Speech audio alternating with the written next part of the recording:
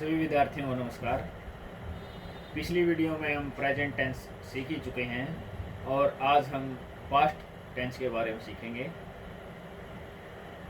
Past tense का मतलब भूतकाल, और सेंटेंस सुनते ही हमें पता लग जाता है कि भाई ये भूतकाल में घटना जो हुई है, बात जो हुई है वो पास्ट टेंस में हुई है। हमें ये सुनते ही पता लग जाता है। प्रेजेंट की निशानी आखिर में सेंटेंस के अंत में है आएगा। फ्यूचर की निशानी सेंटेंस के अंत में गागे की आएगा। पास्ट सुनते ही पता लग जाएगा, था आ जाएगा, या इस तरह के वाक्य गया, गए, खाया, खाई, हम खेले। ठीक है, तो शुरुआत करते हैं पास्ट इंडेफिनिट टेंस से। पहचानेंगे कैसे? इस तरह के सेंटेंस, वह स्कूल गया। अगर सेंटेंस होता वह स्कूल जाता है, ता है के अकॉर्डिंग वो प्रेजेंट इंडेफिनिट हो जाता।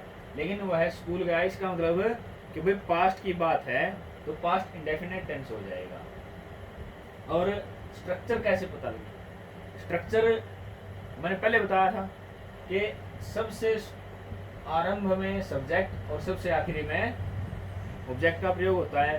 बीच में दो चीज रह जाती हैं, हेल्पिंग वर्ब और मेन वर्ब। जिस तरह से प्रेजेंट इंडेफिनिट टेंस में हेल्पिंग वर्ब डू होती है लेकिन हमने वो दिखानी नहीं होती, इसी तरह से पास्ट इंडेफिनिट टेंस में भी हेल्पिंग वर्ब डू से ही बनती है, लेकिन हम उसको शो नहीं करेंगे जब तक नेगेटिव सेंटेंस ना आ जाए या इंटेरोगेटिव सेंटेंस ना आ जाए। इसलिए मैंने इसको ब्रैकेट में लिख दिया है। स्ट्रक्चर रहेगी सब्जेक्ट प्लस वर्ब की सेकंड फॉर्म और फिर ऑब्जेक्ट।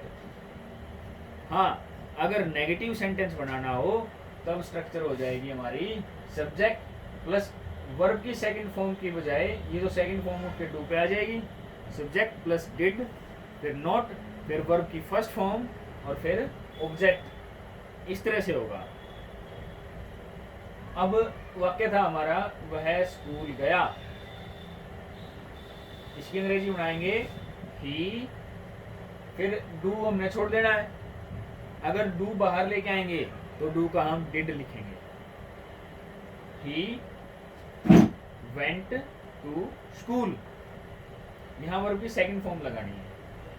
अगर नेगेटिव सेंटेंस हम इसका बनाते हैं तब वर्ब की सेकंड फॉर्म की बजाय यहाँ पे हो जाएगा ही डिड,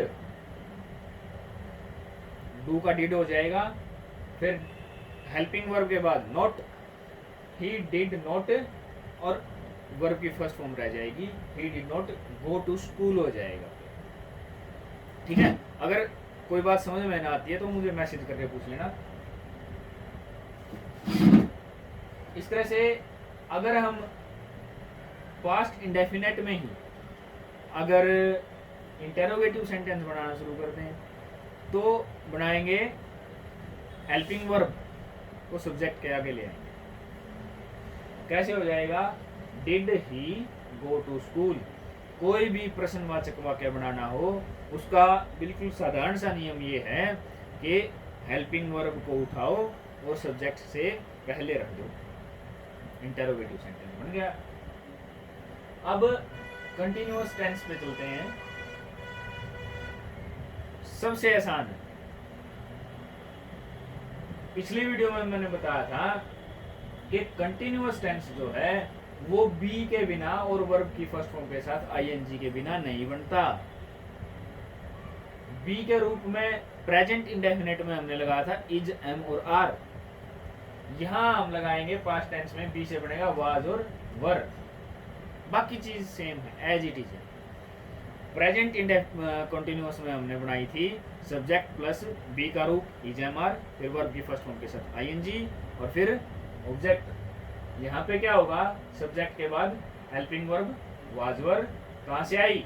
बी से, फिर वर्ब की फर्स्ट फॉर्म के साथ आईएनजी, फिर ऑब्जेक्ट का प्रयोग। बहुत आसान है। पहचान रहा, रहे, रही। प्रेजेंट के कंटिन्यूअस में रहा है, रहे हैं, रही हैं। पास्ट के कंटिन्यूस में रहा था, रहे थे, रही थी।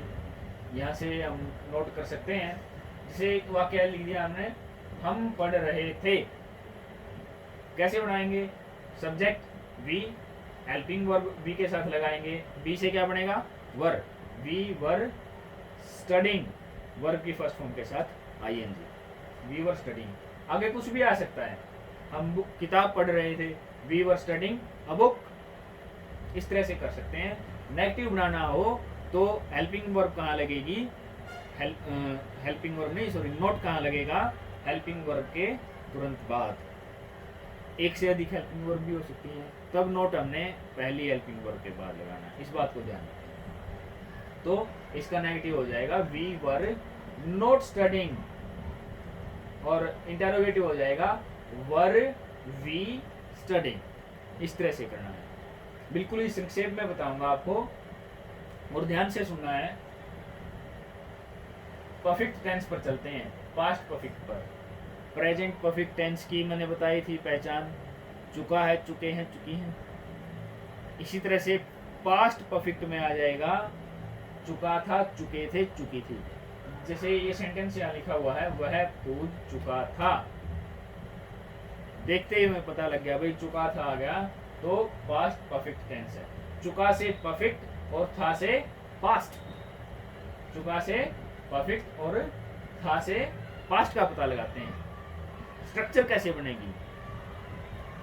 हैव का रूप और वर्ब की थर्ड फॉर्म। मैंने वीडियो में बताया था पिछली में कि भाई हम सब्जेक्ट सबसे पहले रखेंगे, ऑब्जेक्ट को सबसे बाद में लगाएंगे। दो चीजें रह जाती हैं, हेल्पिंग वर्ब कौन सी लगेगी और वर्ब का रूप कौन सा लगेगा। हमने सिर्फ ये दो बातें सीखी हैं। हेल्पिंग वर्ब हैव का रूप लगेगा, क्योंकि पास्ट है तो पास्ट में हैव को हेड बना देते हैं, ठीक है। और वर्ब की थर्ड फॉर्म तो आएगी आएगी, बिना हैव के रूप और बिना वर्ब की थर्ड फॉर्म के हम परफेक्ट टेंस बना ही नहीं सकते। बहुत ही आसान स्ट्रक्चर है इसकी, सब्जेक्ट, फिर हेड, वर्ब की थर्ड फॉर्म, फिर ऑब्जेक्ट। वाक्य हम इसको ट्रांसलेट करेंगे, वह कूद चुका था, subject he, helping verb had, verb की थर्ड फॉर्म जंप्ड, वह दीवार से कूद चुका था, he had jumped from the wall. अब कई बच्चे, जैसे एक यहाँ बीच में बात बताऊंगा, इसको प्रोनाउंस करते हैं जंप्ड, जंप्ड, ऐसे नहीं बोलना है, जंप्ड। इसका उच्चारण होगा, प्रोनाउंसिएशन होगा, प के बाद जब भी डे साउंड आएगी तो उसको हम ट में प्रोनाउंस करते हैं, ट साउंड बन जाएगी। He had jumped from the wall, वो दीवार से कूद चुका। नेगेटिव कैसे बनाएंगे? नोट कहाँ लगाना है? हेल्पिंग वर्ब के बाद, he had not jumped from the wall. Question कैसे बनाएंगे? हैड को सब्जेक्ट से पहले लेके आना है, had he jumped from the wall. इस तरह से करेंगे। अगर क्वेश्चन और नेगेटिव दोनों ही बनाने हो तब कैसे करेंगे? हैड आगे आ गया, हैड ही नॉट जंप्ड, इस तरह से। बिल्कुल आसान है, ध्यान से सुनोगे, मन लगाकर करोगे तो बड़ी आसानी से समझ में आएगा। आगे चलते हैं, perfect continuous tense. Perfect continuous का मतलब जिसमें परफेक्ट भी आए और कॉन्टिन्यूअस भी आए, स्ट्रक्चर दोनों की होनी चाहिए इसमें। पहचान क्या मैंने बताई थी? पहचान थी समय से रहा, रहे, रही। समय से रहा है, रहे है, रही है, प्रेजेंट में आया था, और पास्ट में समय से रहा था, रहे थे, रही थी। जैसे वाक्य है, वह 2 बजे से खेल रहे थे। और भी एग्जाम्पल हो सकते हैं इस तरह के, हम 5 बजे से पढ़ रहे थे, हम सोमवार से खेल रहे हैं, वे कुंभकर्ण 6 महीने से सो रहा था। इस तरह के वाक्य समय से रहा था, रहे थे, रही थी जब भी आ जाएं तो आपके वाक्य हो जाते हैं past perfect continuous tense. Structure में ध्यान देंगे भाई, परफेक्ट कॉन्टिन्यूअस की भी निशानी आनी चाहिए आपकी, और परफेक्ट की भी निशानी आए और कॉन्टिन्यूअस की भी। परफेक्ट की निशानी थी हैज, हैव, हैड, हैव का रूप और वर्ब की थर्ड फॉर्म। अब हैड लगा दिया इधर हमने, हेल्पिंग वर्ब आ गई, कौन सी है ये? परफेक्ट की निशानी है। आगे कंटिन्यूअस की लगाई, हेल्पिंग वर्ब बी, बी से क्या बना, हैड आया है ना, तो इस हैड की वजह से बी का बीन हो गया, क्योंकि हैड हैज हैव हैड के बाद वर्ब भी थर्ड फॉर्म में लगाते हैं, इस वजह से यहाँ बी की भी थर्ड फॉर्म लगाइए बीन। अब कंटिन्यूअस आगे चलेंगे, वर्ब की फर्स्ट फॉर्म के साथ आईएनजी अगर नहीं लगाएंगे तो कंटिन्यूअस भी नहीं बनेगा। तो इस तरह से स्ट्रक्चर में हम देखते हैं परफेक्ट की भी पहचान आती है। यहाँ तक परफेक्ट की स्ट्रक्चर है, और यहाँ बी का रूप और वर्ब की फर्स्ट फॉर्म के साथ आईएनजी, ये कंटिन्यूअस की स्ट्रक्चर है। इन दोनों को हमने मिलाया है, subject plus had plus been, फिर वर्ब की फर्स्ट फॉर्म के साथ आईएनजी, फिर ऑब्जेक्ट, फिर सिंस और फॉर का प्रयोग, उसके बाद हमने टाइम लगाना है। एग्जाम्पल यहाँ लिखा हुआ है, वे 2 बजे से खेल रहे थे। कैसे बनाएंगे, सब्जेक्ट वे दे, हेल्पिंग वर्ब परफेक्ट की हैड, उसके बाद हेल्पिंग वर्ब कंटिन्यूअस की बी, हैड की वजह से बी का क्या बना, बीन आ गया, दे हैड बीन, वर्ब की फर्स्ट फॉर्म के साथ आईएनजी प्लेइंग, सिंस और फॉर का प्रयोग हमने करना है यहाँ, क्योंकि पॉइंट ऑफ टाइम सिंस का प्रयोग कहाँ करेंगे, फॉर का प्रयोग कहाँ करेंगे, ये पहले मैं वीडियो में बता चुका हूँ।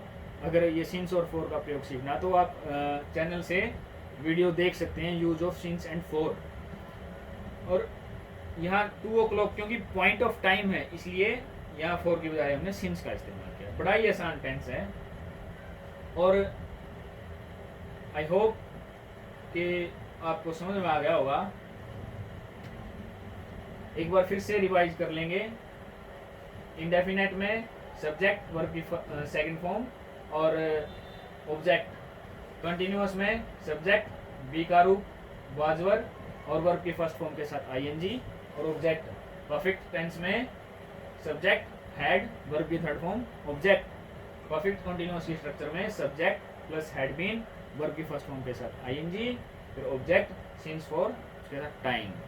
ये था हमारा पास्ट इंडेफिनिट पूरा पास्ट टेंस था, और मेरे ख्याल से कोई दिक्कत होनी नहीं चाहिए। अगर कोई भी दिक्कत आए, कोई चीज़ समझ में ना आए तो आप पूछ सकते हैं, मुझे मैसेज कर सकते हैं। Thank you very much.